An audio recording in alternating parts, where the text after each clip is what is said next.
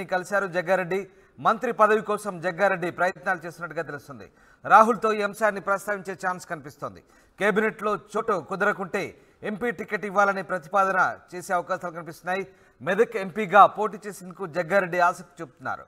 Delhi tour తర్వాత Jaggareddy action ప్లాన్పై clarity వచ్చే అవకాశాలు కనిపిస్తున్నాయి. మొత్తం మీద జగ్గారెడ్డి ఢిల్లీ బాట పట్టారు. ఢిల్లీలో కాంగ్రెస్ పెద్దలు రాహుల్ గాంధీ, కేసీ వేణుగోపాల్ను కలవబోతున్నారు జగ్గారెడ్డి. ఎస్, మధు లైవ్లో జాయిన్ అవుతున్నారు. Madhu, TPCC working president Jaggareddy ఢిల్లీకి ఎందుకు వెళ్ళారు? ఎట్లాంటి ప్లాన్తో వెళ్ళారు? ఢిల్లీలో ఎవరెవరిని కలవబోతున్నారు? దానికి సంబంధించిన తాజా అప్డేట్స్ ఏంటి మధు? తెలంగాణలో కాంగ్రెస్ ప్రభుత్వం అధికారంలోకి వచ్చిన తర్వాత కేబినెట్ ముఖ్యమంత్రితో పాటు కేబినెట్ వాళ్ళు ప్రమాణ స్వీకారం చేశారు. దాని తర్వాత ఇంకా 6 స్థానాలు ఖాళీగా ఉన్నాయి కేబినెట్లో. సో దాని గురించి భారీగా చర్చ కొనసాగుతూ ఉంది. ఒక్కసారి ఈక్వేషన్లోకి వెళ్తూనే ఉమ్మడి జిల్లాల వారీగా చూస్తే ఏ జిల్లాకు ఎన్ని మంత్రి పదవులు వచ్చాయని చూస్తే ముఖ్యమంత్రి సొంత జిల్లా పాలమూరు జిల్లాకి సంబంధించి ఒక ముఖ్యమంత్రితో పాటు మరొక మంత్రి పదవి. సో 2 అవకాశాలు దక్కడం జరిగింది ఉమ్మడి పాలమూరు జిల్లాకి. మెదక్ ప్రస్తుతం ఉమ్మడి మెదక్ జిల్లా కనుక మనం తీసుకుంటే సంగారెడ్డి అందులోకి వస్తుంది. అక్కడి నుంచి కేవలం దామోదర రాజనరసింహకు మాత్రమే ఒక మంత్రి పదవి అవకాశం వచ్చింది. ఆయనకు దళిత కోటాలో, మాదిక సమాజ వర్గానికి సంబంధించినటువంటి కోటాలో ఆయనకు ఆరోగ్య శాఖ మంత్రిగా అవకాశం వచ్చినటువంటి పరిస్థితి. సో మెదక్ జిల్లా నుంచి ప్రాతినిధ్యం ఇంకొకరికి ఇచ్చేటువంటి అవకాశం ఉంది. ఆల్రెడీ దళిత కోటాలో ఒకరికి ఇచ్చారు కాబట్టి ఒకటి ఓసీ కోటాలో రెడ్డి సామాజిక వర్గంలో జగ్గారెడ్డికి వచ్చే అవకాశం ఉందనేటువంటి పార్టీలో విస్తృతంగా చర్చ జరుగుతూ ఉంది. పార్టీలో సీనియర్ మోస్ట్ నాయకుడు, గతంలో కూడా ఎమ్మెల్యేగా పనిచేశారు వరుసగా.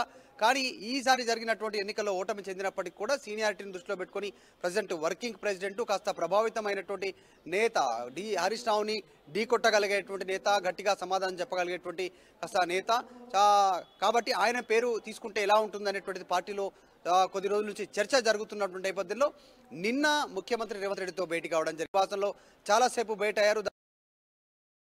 దాదాపు గంట సేపు చర్చలు కొనసాగించారు. ఆ చర్చలో కీలకంగా మంత్రి పదవి గురించి ఇప్పుడున్నటువంటి బీఆర్ఎస్ పార్టీ నాయకుల్ని ఎదుర్కోవాలంటే క్షేత్రస్థాయిలో, ఎందుకంటే అక్కడ బీఆర్ఎస్ ఎమ్మెల్యే గెలవడం జరిగింది. ఒక బలమైనటువంటి నేత, ఆల్రెడీ హార్డ్ కోర్ కాంగ్రెస్కి సంబంధించిన నాయకునికి కనుక టికెట్ ఇస్తే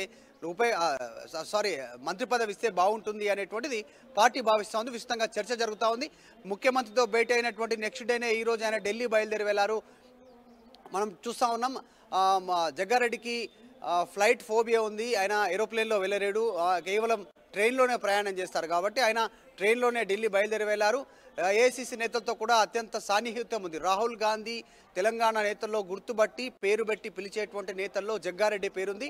సో జగ్గారెడ్డిని చూడగానే ఆయన ఆత్మీయ ఆలింగనం చేసుకుంటారు. సాధారణంగా కలిసిన ప్రతి సందర్భంలో కూడా, గతంలో కూడా ఎన్నికల సమయంలో కూడా టికెట్ల ఫైనల్ రోజు కాంగ్రెస్ పార్టీ నేతలు కలిస్తే కూడా జగ్గారెడ్డితో ప్రత్యేకంగా అంతమంది నేతలున్న జగ్గారెడ్డి పైన భుజం పైన చెయ్యి వేసి రాహుల్ గాంధీ పక్కకు తీసుకువెళ్లి మాట్లాడినటువంటి విజువల్స్ మనందరికీ తెలిసిందే. ఆ విషయం మనందరికీ తెలిసిందే. తర్వాత జరిగిన ఎన్నికల్లో ఓటమి చెందారు. గతంలో కూడా 2018 సంవత్సరంలో కూడా భారీ బహిరంగ సభ పెట్టారు. 2014 సంవత్సరంలో కూడా భారీ బహిరంగ సభను నిర్వహించారు. తెలంగాణలోనే అత్యంత భారీ బహిరంగ సభను రాహుల్ గాంధీలో నిర్వహించినటువంటి పరిస్థితి ఉంది. మొన్న 2023లో కూడా భారీ బహిరంగ సభ నిర్వహించారు. సో ఏఐసీసీ నేతలతో సత్సంబంధాలు ఉన్నాయి. ఆయన ఫోన్లో కాంటాక్ట్ కానప్పటికీ కూడా డైరెక్ట్గా ఆయన I-to-I కాంటాక్ట్లోకి వెళ్ళగలుగుతారు.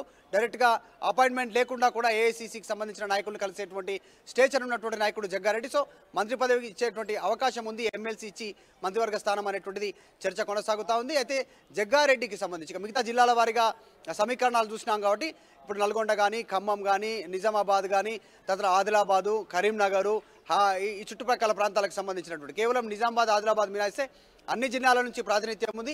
ఇటు రంగారెడ్డి, హైదరాబాద్ నుంచి, తర్వాత ఉమ్మడి మెదక్ నుంచి మరొకటి అవకాశం ఉండడంతో ఆ అవకాశం జగ్గారెడ్డికే దక్కనుంది అనేటువంటిది ఇద్దరి మధ్య, రేవంత్ రెడ్డి జగ్గారెడ్డి మధ్య చర్చ కూడా అదే మంత్రి పదవి నుంచి చర్చ వచ్చినట్టుగా తెలుస్తా ఉంది. మంత్రి పదవి అవకాశం కనుక జగ్గారెడ్డిని ఎమ్మెల్సీగా చేసి మంత్రి పదవి ఇవ్వాలని అడుగుతున్నారా?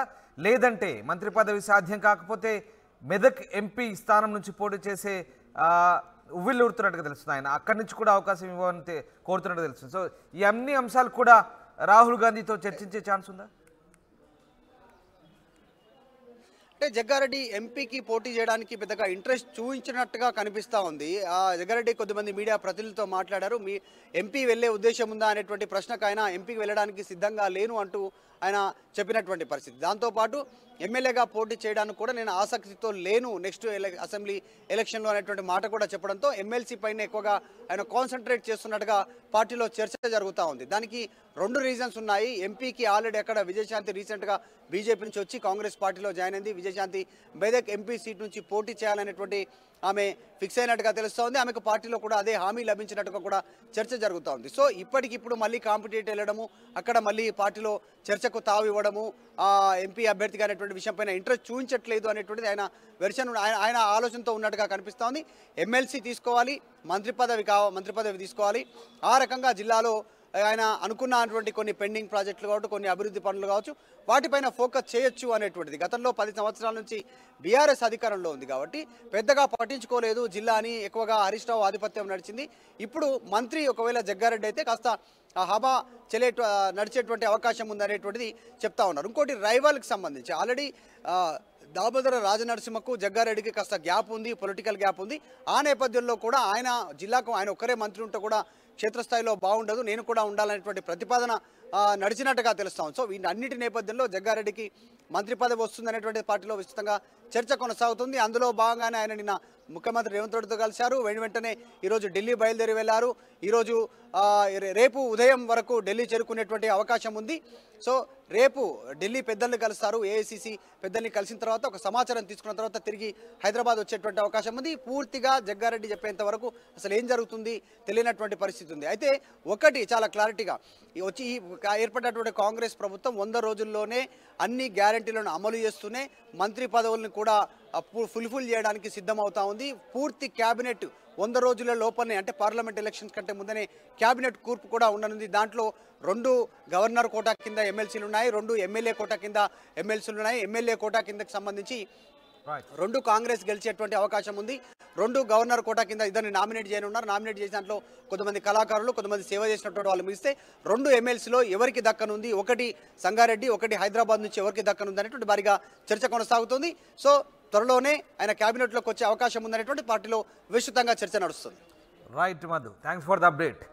ఢిల్లీకి మాజీ ఎమ్మెల్యే జగ్గారెడ్డి వెళ్లారు. జగ్గారెడ్డి హస్తిన టూర్పై సర్వత్రా ఉత్కంఠ రేగుతోంది. రాహుల్ గాంధీ, కేసీ వేణుగోపాల్తో సమావేశం కాబోతున్నట్టుగా తెలుస్తుంది. జగ్గారెడ్డి తనకు మంత్రి పదవి ఇవ్వాలని అధిష్టానాన్ని కోరే అవకాశం ఉంది. ఎమ్మెల్సీగా అవకాశం ఇచ్చి మంత్రి పదవి ఇవ్వమని కోరే ఛాన్స్ ఉంది. లేదంటే మెదక్ ఎంపీగానైనా పోటీ చేసేందుకు స్థానం కల్పించాలంటూ జగ్గారెడ్డి అడిగే అవకాశం ఉంది. ఢిల్లీ టూర్ తర్వాత జగ్గారెడ్డి యాక్షన్ ప్లాన్పై క్లారిటీ వచ్చే అవకాశాలు కనిపిస్తున్నాయి. నిన్న ముఖ్యమంత్రి రేవంత్ రెడ్డిని